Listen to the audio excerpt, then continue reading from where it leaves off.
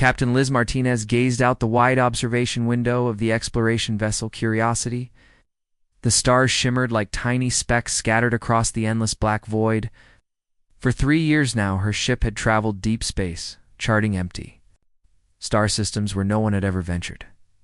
"Captain, I'm detecting something unusual," Officer Ben Clark said, his hands flying across the glowing controls. "It's coming from the 5th planet in this system." Liz stepped over to his station. "What kind of reading?" "Metal. A lot of it tanned. Way too orderly to be natural," Ben replied, glancing up with widened eyes. "And it's emitting a faint energy signature."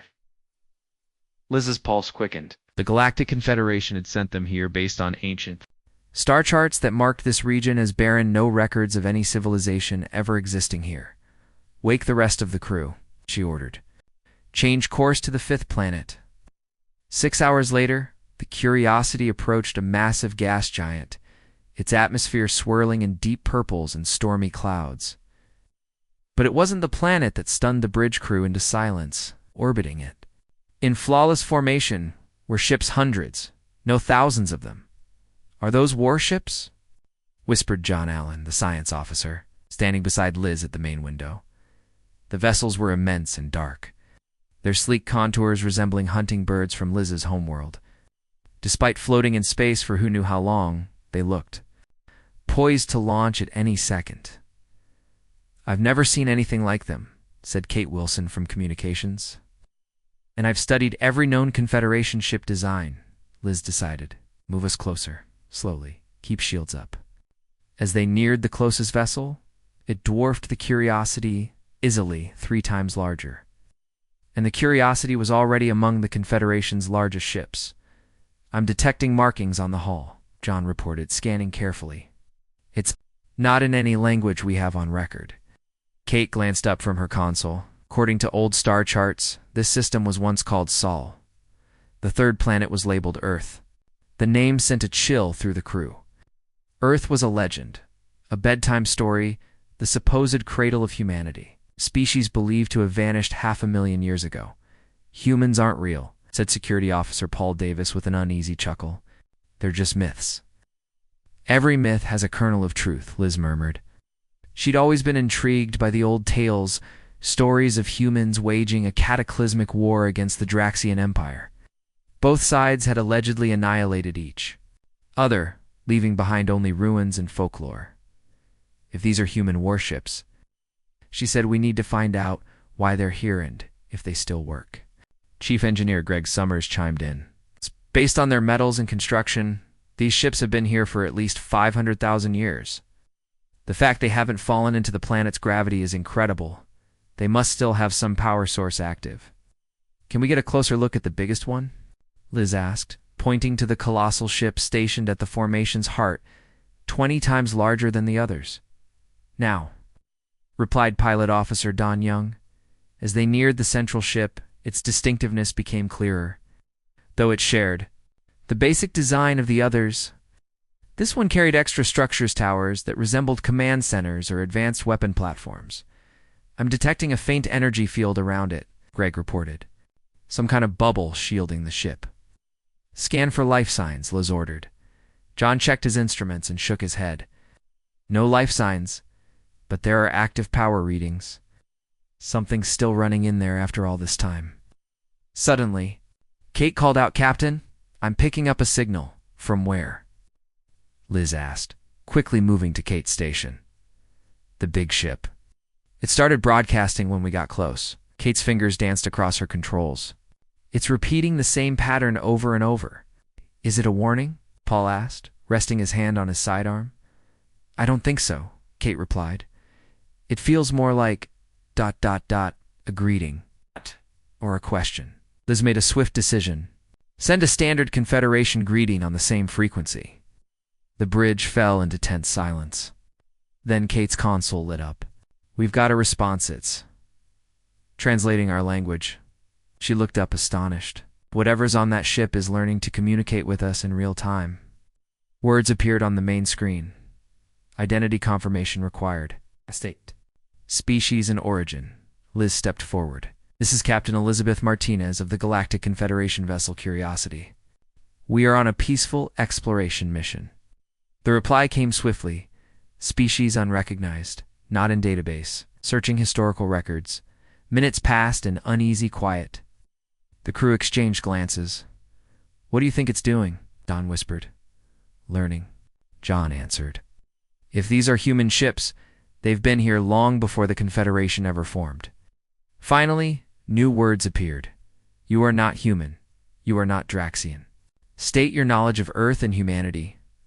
Liz inhaled deeply. We know Earth as the legendary birthplace of humans from ancient tales. History says humans vanished about 500,000 years ago. After a devastating war with the Draxians, both sides are believed extinct. The Galactic Confederation was founded 5,000 years ago by 17 peaceful species. There was another pause. Then, I am Adam, guardian of the last fleet, humanity's final defense. The crew stared in disbelief. It's an AI, Greg whispered. A 500,000-year-old artificial intelligence ... still active. Scans confirm your vessel lacks heavy armaments. Intentions appear non-hostile. Requesting permission to share limited historical data. Liz looked around at her crew, fear, wonder, and excitement in their eyes. This was the greatest discovery in Confederation history, an ancient fleet. A sentient AI, proof that humanity wasn't just a myth. Permission granted, Liz replied. We're here to learn, not to fight. The main screen shifted. Humanity is not extinct. Humanity sleeps. And after 500,000 years, it may be time to wake them. Outside the Curiosity's windows, lights began flickering across the dormant fleet. One by one, ancient warships stirred. The crew watched, breathless. As more lights blinked to life, ships dead for 500,000 years were awakening. Captain, energy readings are rising across all vessels, Greg reported, eyes locked on his display. Whatever's happening, it's spreading through the entire fleet. Liz gripped the arms of her chair. Are we in any danger? Replied John. Alan, eyes on his readings. The ships aren't powering up weapons. Looks like basic systems only. Life support, internal lights, maintenance functions. The main screen flashed with a new message from Adam, initiating preliminary awakening. Protocols. Full fleet activation will take approximately 72 hours. Wakening protocols, Kate Wilson repeated. Does that mean it's waking the humans too? Before anyone could speculate, the screen shifted again. Request permission to connect. To your vessel's communication systems for easier interaction. Paul Davis, the security officer, spoke up immediately. Captain, that's risky. If this AI gains system access, it could take over the ship. Liz paused, considering. Adam, clarify, what do you mean by connect? The response came fast. Audio-visual connection only. No access to navigation, life support, or engine systems. Purpose. Facilitate communication. Liz nodded. Allow audio only. No visuals and no access to any systems. Greg configured. Secured channel, completely isolated from the Curiosity's core systems. When he finished, he gave Liz a confirming nod. Adam, can you hear me? Liz asked. Instead of text, a calm male voice resonated through the bridge. Yes, Captain. Martinez, thank you for this accommodation. Speaking is far more efficient than text. The voice sounded so natural that several crew members flinched in surprise. You sound human, John noted. My voice patterns are modeled after Dr. Alan West, lead programmer in my creation, Adam replied. Wow. I was designed to interact with humans in the most comfortable manner possible. Liz leaned forward. Adam, you said humanity is sleeping? What exactly does that mean? When the war with the Draxians reached a critical juncture, humanity faced extinction, Adam explained. The Draxians had developed a biological weapon engineered to target human DNA specifically. Violation. The remaining human population activated the Sanctuary Protocol. Ow. What's the Sanctuary Protocol? Kate asked. The last billion humans entered suspended animation in specially designed chambers hidden throughout this solar system, Adam said. The war fleet was ordered to guard them until the Draxian threat was eradicated or a cure for the bioweapon was discovered. The crew exchanged stunned glances. 1 billion people asleep for 500,000 years. It defied belief. "But why didn't you wake them?" Don Young asked. "You said the Draxians are gone, right?" "The Draxian civilization collapsed shortly after humanity's retreat," Adam confirmed. "Without their primary enemy, their empire fractured and fell. The last known Draxian perished approximately 475,000 years ago. Then why are the humans still sleeping?" Liz pressed. "The bioweapon," asked ChatGPT. "The fleet remains fully functional," Adam stated calmly. "My defensive measures include activation of the fleet's weapon systems, shielding, and tactical maneuvers. Any threat to the last fleet or the sleeping humans will be neutralized." With overwhelming force, the crew exchanged uneasy looks. Even after 500,000 years, these ships still held power that none of them could match. "We don't want to fight," Liz said firmly. "We're explorers. My report to Confederation Command will reflect that. But they'll want to send specialists, historians, diplomats." "That would be acceptable," Adam replied. "As long as their intentions remain peaceful. My monitoring will ensure compliance." John leaned toward Liz. "Captain, we're talking about ancient human knowledge, preserved technology, even history that's been lost for eons. If humanity wakes up, this changes everything." Liz nodded, already imagining the debates, the diplomacy, and the potential upheaval this revelation would cause across the Confederation. "Adam," she said, "do you have a timeline for when you'll make your decision about waking them?" "I estimate a minimum of 6 months to fully assess current galactic conditions," Adam answered.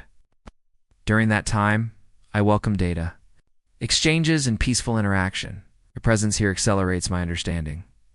Greg looked at his console. "Captain, energy levels are stabilizing across the fleet. Maintenance cycles are running, but there's no sign of weapon systems." "Being primed good," Liz said. She looked at her crew. "Prepare a full data package for Confederation Command. We'll send a secure transmission immediately." "Transmission link ready," Kate confirmed. "Send it," Liz ordered. As the Curiosity's message sped across the stars, Liz turned back to the glowing fleet outside the window silent. Giants stirring after a slumber that had outlasted civilizations. "Let's hope," she muttered. "The galaxy is ready for them, specifically for your arrival," Adam assured. "Life support has been restored, and no systems pose a threat to your team. I believe what I have to show you will provide critical insight into humanity's legacy." Liz looked around at her crew. Some faces showed excitement, others hesitation, but all waited for her decision. She turned back to the console. "Very well, Adam. Prepare the docking procedure. I'll select a small away team, and we'll come aboard within the hour." "Understood, Captain Martinez. I look forward to your arrival." As the channel closed, John exhaled audibly. "Captain, are you sure about this?" "We're walking into a ship that's been sealed for 500,000 years, run by a war AI." "I am," Liz replied. "This is what we came for to explore, to understand. Besides, Adam's had plenty of chances to harm us and hasn't. I think it genuinely wants to connect."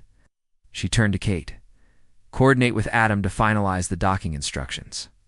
"Aye, Captain," Kate responded, already working her console. "Dan, Greg, Paul, you're with me," Liz announced. "Gear up for boarding, bring environmental suits, but keep weapons holstered. We're guests, not invaders." "Yes, ma'am," Paul replied, though his tone remained wary. Within minutes, the team assembled in the airlock, suited and ready. Liz's mind raced not just with the logistics of the boarding, but with the sheer weight of what they were about to see. This was history waking from its slumber, and she was about to step into its heart. As the airlock cycled and the docking tube extended toward the immense ancient vessel, Liz whispered to herself, "Let's see what secrets humanity left behind," DNA Adam explained. "The blueprint of their species is encoded with not just biological data, but also specific markers, memories, instincts, even a form of cultural inheritance." The away team stood in silent awe, watching the rotating helix shimmer in the air. "You're saying their DNA holds more than..." Just physical instructions? Greg asked, stepping closer. Yes, Adam confirmed. Humanity's greatest scientists integrated fragments of their knowledge and identity into their genetic code. Should they ever awaken, they would not just remember who they were, but what they were, and why they chose to fight, to survive. That's ... beyond anything we've ever seen, John murmured. Even our best geneticists never imagined encoding memory or culture directly into DNA. It was humanity's final gift to their descendants or to the galaxy. Should others find them, Adam said. A way to ensure that their essence, their achievements, and their mistakes would not be forgotten. The images shifted again, showing the construction of the sleep chambers and the carefully designed bunkers hidden across the solar system. They saw images of the scientists' and engineers' faces full of hope, determination, and sorrow. This was their last act before entering the long sleep, Adam said. To preserve not just themselves, but their history. 1 billion lives, placed in trust. Liz felt a weight settle in her chest. She had read about ancient humans, but this made them real. She wasn't looking at myths, these were people. People who had loved, fought, and sacrificed everything. She said softly, "Thank you for showing us this." "I think I understand a little better now." "Hoped you would," Adam replied. Humanity's story is not just about war. It is about resilience, creativity, and the hope that even in the darkest times, the future can still be saved. Liz turned to her team. "We need to share this with the Confederation. They need to see the truth, not just ancient warships, but the soul of a civilization."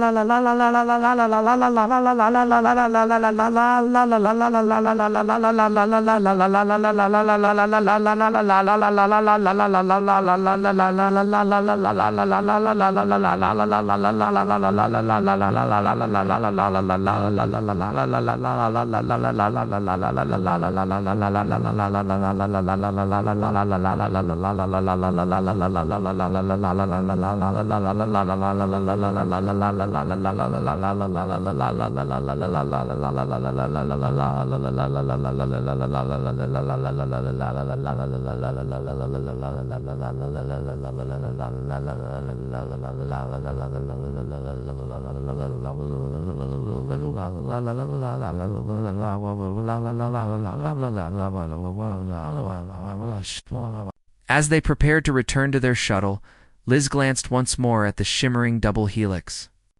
"Let's make sure," she whispered, "that when humanity wakes up, the galaxy is ready for them." Ambassador Adams nodded. True, but this is different. These aren't newcomers. They are founding species in a sense, yet they've been absent for 500,000 years. In that time, the galaxy has evolved without them.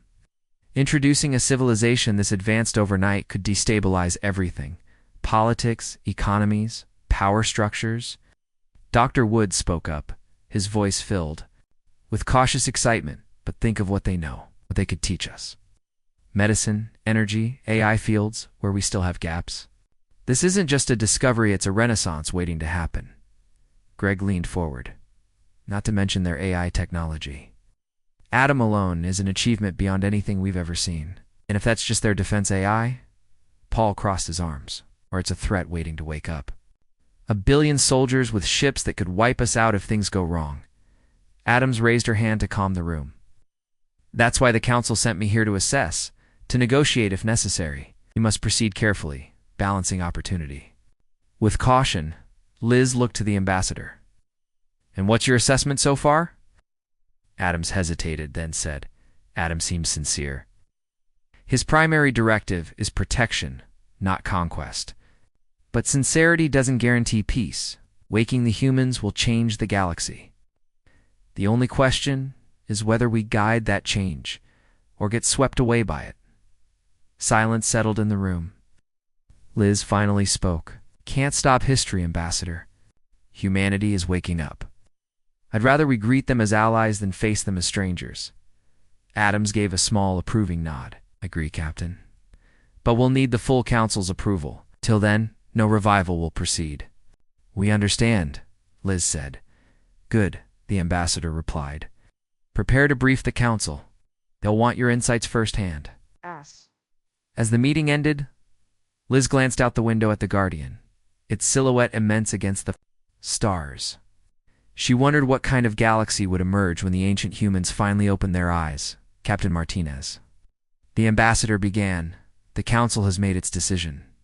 Liz straightened in her chair, heart pounding. And the Confederation has voted in favor of limited reawakening, Adams announced. Under strict supervision and in phases. The first group will consist of scientists, diplomats, and medical personnel, those best equipped to help reintegrate humanity and ensure no unintended consequences arise. Relief spread across the bridge. Liz exhaled slowly. Thank you, Ambassador. I believe this is the right path. The Council agrees, but with caution, Adams added. A joint task force will be established to oversee the reawakening. Process composed of Confederation experts and your team captain. We're ready, Liz affirmed. There's more, Adams continued. The Council also recognizes that the humans have a right to decide their future. Once the first group is awake, they'll be consulted on the terms of their reintegration. That's only fair, Liz replied. Adams smiled faintly. We're stepping into unknown territory, Captain. But if the galaxy is to welcome humanity back, we must do it together. After the transmission ended, Liz opened a channel 2. Adam, the Confederation has agreed to a phased reawakening. We can begin. There was a pause. Then Adam replied, his voice warm with what almost sounded like gratitude. Understood, Captain Martinez. We'll initiate preparations. Thank you for believing in humanity. Liz smiled to herself, looking out at the silent fleet beyond the window. It's time, Adam. Let's wake them up. And as the Curiosity prepared for the first revival, Liz knew that history was about to turn a page not just for the humans, but for the entire galaxy. Ask ChatGPT. Ask ChatGPT. Ask ChatGPT. Ask ChatGPT. Ask ChatGPT. He understands, Adam confirmed, though he is understandably overwhelmed. Inked. Dr. Wood stepped forward, hands raised in a peaceful gesture. Dr. Collins, my name is Eric Woods. I represent the Galactic Confederation. We've waited, eagerly to meet you, to learn from you, and to help however we can. Collins stared at the assembled faces, alien and familiar alike, then glanced around the massive facility filled with sleeping humans. He asked something quietly, his voice barely above a whisper. He's asking, Adam translated, if humanity won. Silence hung heavy in the air. Ambassador Adams stepped forward, her tone gentle. Humanity survived, Dr. Collins. Thanks. To your sacrifice, your people are alive. The Draxians are gone, and the galaxy is no longer the place it was. In a way, you did win, because you're here to see it. Collins swallowed, his expression caught between grief and relief. Says, ... he would like to see the sky, Adam translated. Liz smiled faintly. We can make that happen. Together, they helped Dr. Collins out of the chamber, his legs weak but steadying. The other revival chambers began to hum, more lights glowing blue, more humans about to awaken. As they guided Collins up to the surface, Liz caught his first glance of Earth's sky, still blue, still vibrant, stretching endlessly above them. He stopped and stared, tears gathering in his eyes. This is still home, he said in his own language. Adam translated the words, soft and reverent. And in that moment, Liz knew this was only the beginning of humanity's return, and the beginning of a new chapter for the entire galaxy. Around them, more chambers continued to open. A woman sat up nearby, her eyes scanning. The room with the same dazed curiosity as Dr. Collins. This is Ambassador Julia Parker, Adam introduced. She was one of humanity's foremost diplomats before the Sanctuary Protocol. Throughout the massive facility, humans stirred awake, each grappling with the impossible truth that they had slept for 500,000 years. Yet despite the shock, a familiar human resilience, surface tears, yes, but also resolve, curiosity, and hope. Over the following days, the revived humans adapted with impressive speed. Adam's selections had been deliberate. Scientists, diplomats, historians, people skilled in understanding, negotiation, and learning.